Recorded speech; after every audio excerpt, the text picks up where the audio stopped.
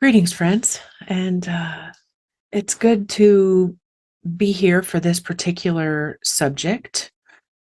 Um, the words I'm using today around it are enhancing your animist nature. It could be remembering your animist nature, it could be encouraging your animist nature, it could be giving in to your animist nature, believing in your animist nature. There's lots of ways that this process could be described or titled, and each one has a different nuance, right? So let's say remembering might imply that someone has completely forgotten. But I didn't want to go that route this time.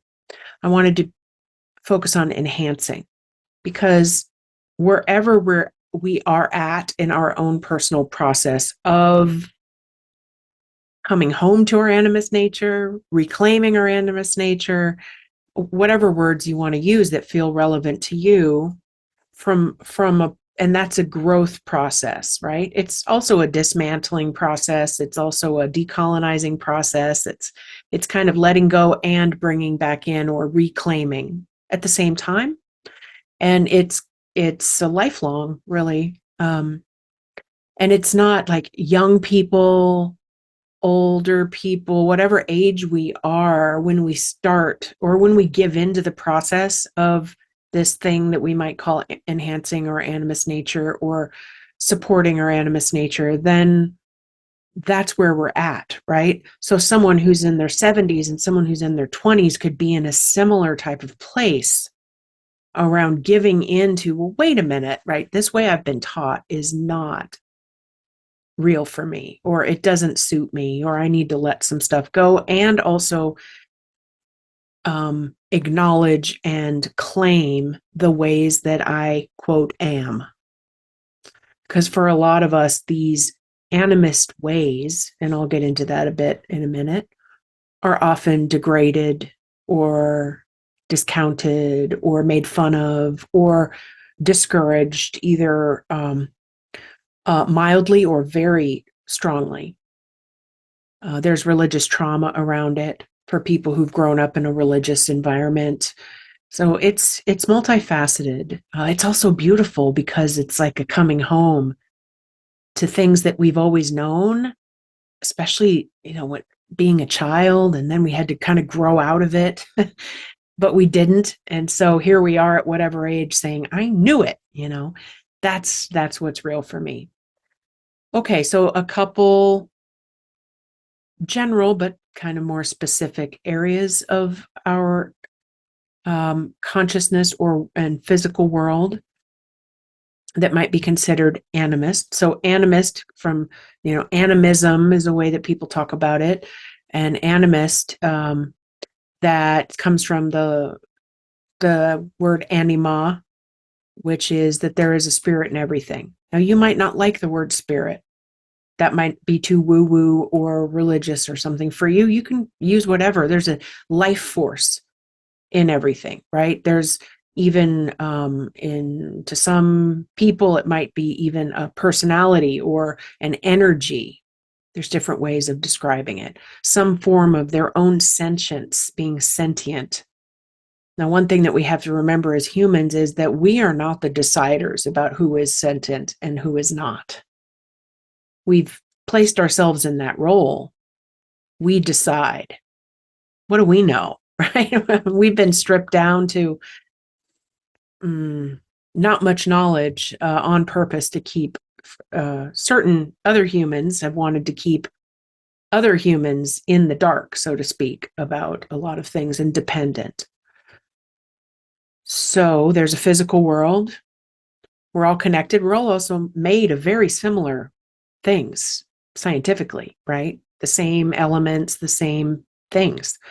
So there's the physical world, that we're all connected. Then there's also that the physical world is not the only realm of reality, of existence, that whatever you may believe about what happens to us after our body dies, anyone who's had an experience that felt in between the realms or beyond what we thought was possible, some kind of connection with a person or an energy that is not in a physical body. We've had those experiences. Also, people, indigenous people, animist people around the world consistently understand that there are other realms of reality as well. So not only the physical world, that there's this other thing that, well, our dream world. Now, people discount that as make believe, but is it? Also, what might be called the spirit world or the non physical realm. That there's something to that, right? Now, I don't claim to be an expert or the end all be all of knowledge around it. I'm still discovering and exploring it myself. But I know that there are other layers than what we've consistently been taught. Also, that we have intuition.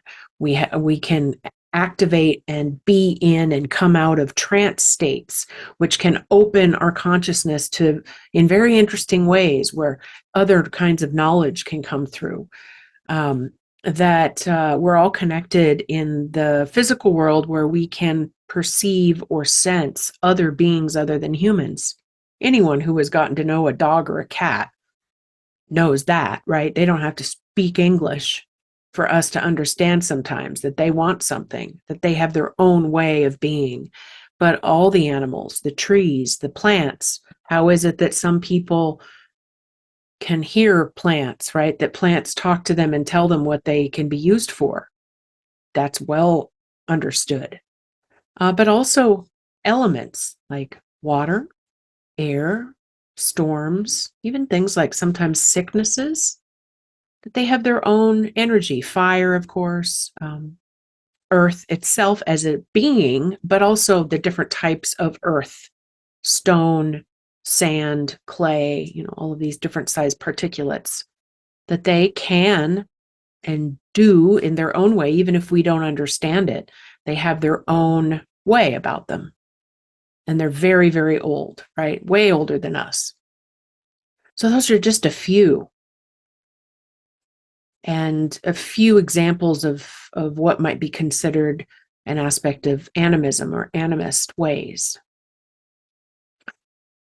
So I have a couple sets of potential, so I call it divination. It's like an external prompt that wasn't made up in your head in the moment, right?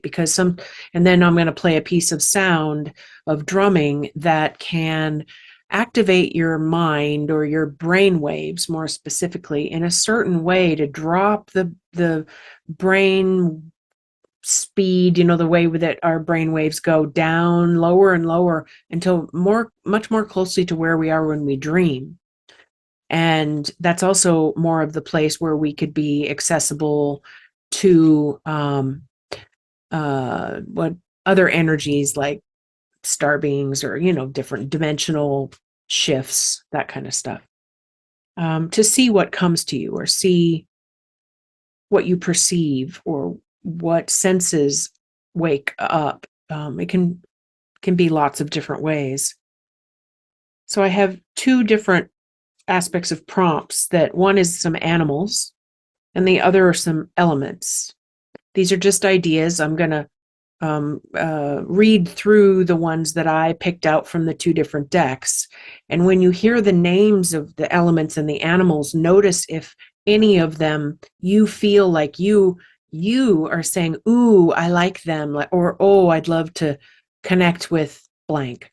Or you might even feel it coming towards you, right? Like, well, I wouldn't have picked that, but I feel very compelled to be open to that one. So here first, the elements.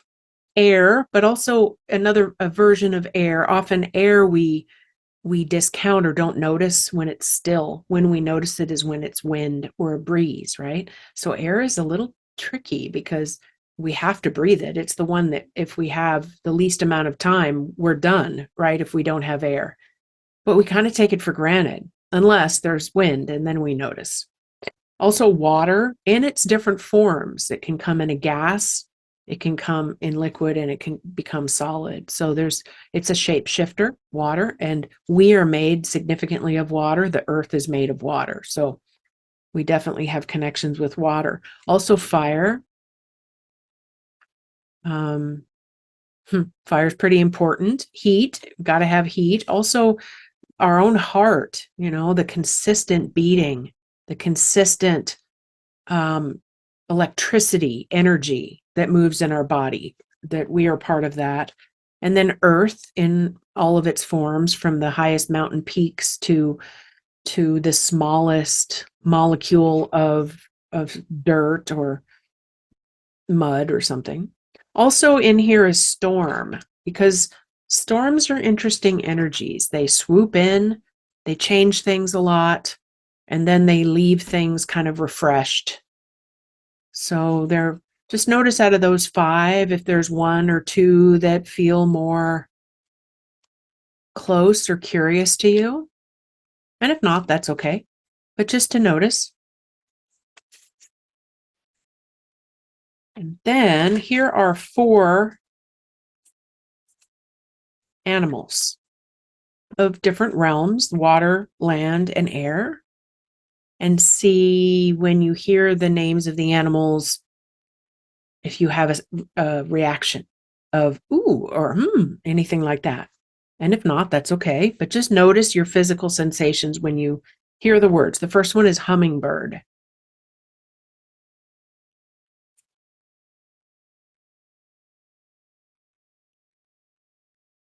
The second one is wolf.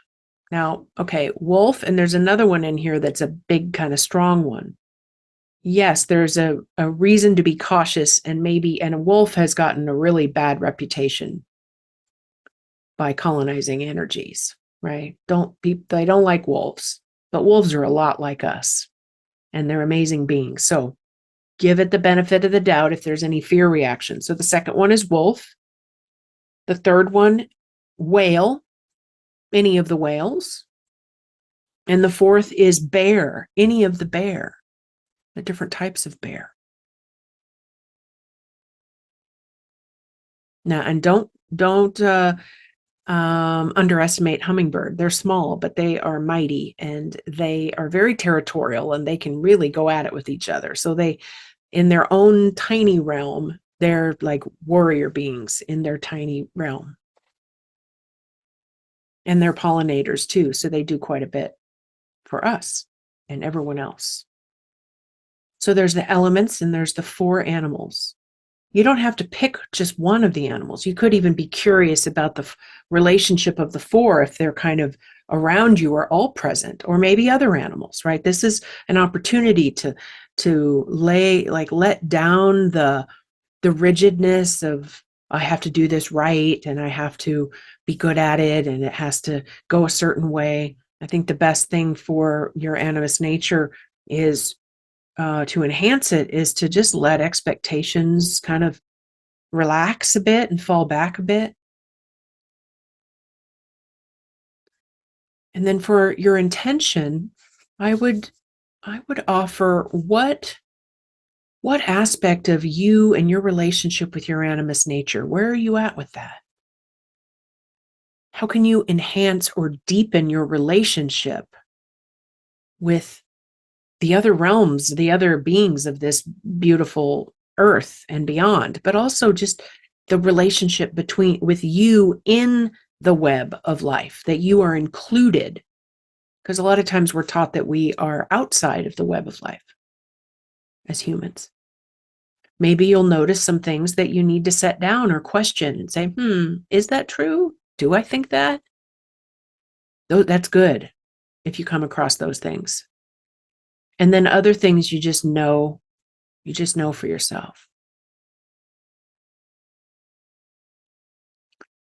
So when the drum starts, my suggestion or invitation is that you just let yourself settle a minute and listen to the drum.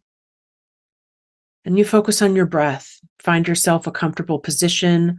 You might need to change your position during the sound. And that's okay if you want to change it up or you want to start to move or bounce or something, right? You don't have to do the same thing and stay still. You can animate your body if you want.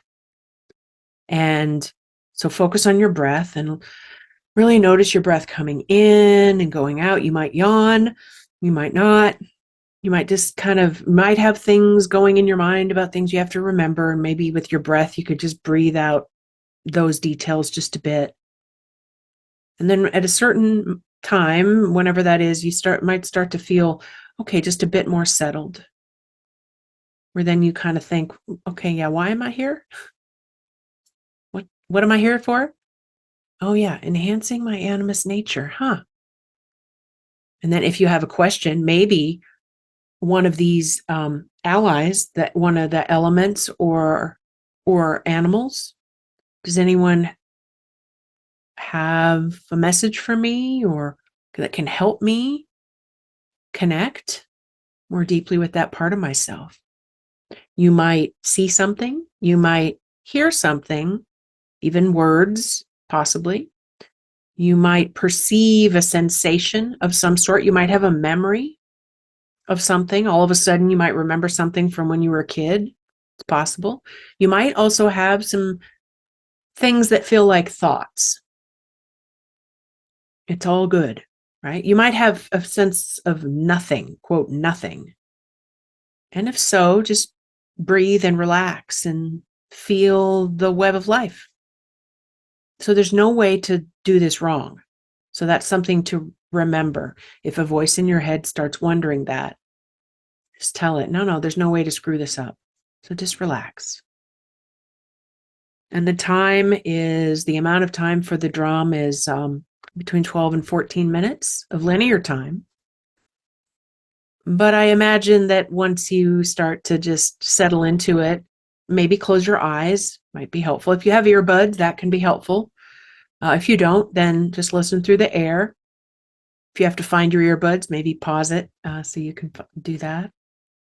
And then at the end, there will be a stop of the drum and then a bit more. That's a callback. And so whatever's going on for you at that time, just, okay, I got to go, and start bringing your attention back. And maybe if something happened that you were grateful for or want to acknowledge, you could take a moment to do that as you're coming back. Maybe you want to write something down or not. Just think about that later. For now, focus on your sacred process of connecting with, enhancing your animist nature. And I'll see you on the other side.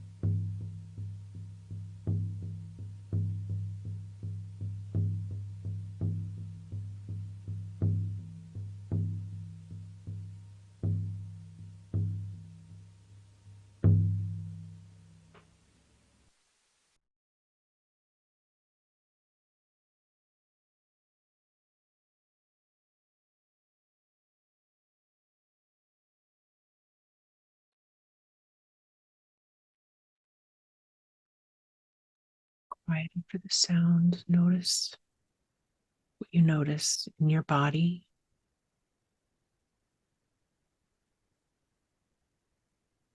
in your mind, what remains. Maybe there's something you could offer gratitude or acknowledgement for that did occur during this sound. Take a moment and draw it down into you to help you remember. After that experience, you may be left with a sense of, or even a combination of senses of wow, or I don't understand. Or all kinds of like, well, I had a few things happen, or I saw a light, or I saw a color, or one of the animals showed themselves to me. It might have ended up being like a movie going real fast with a story unfolding. There's so many different ways that last 14 minutes might have gone for you. And know that it is a practice, it is a skill, it is a natural ability for all of us, and some of us have an ability in this way. So if you received a message, if you offered gratitude for your connections, if you asked for guidance in some fashion, trust it, and also trust that this was one piece of sound one time, and so you can keep coming back to this practice, asking more questions, asking a deeper question, saying, who's here for me now? And listen, at the website, there's under offerings and rhythm, that there are different recorded drum tracks there and rattles. And there's others around, but you can practice your abilities in the inner realm, and getting to know your own inner world is so important, because you are needed here, and you are needed in a way where you trust yourself and your inclinations and your knowings. And maybe we'll do that together at some point, more than we just did today. So thank you for being here, and many blessings to you.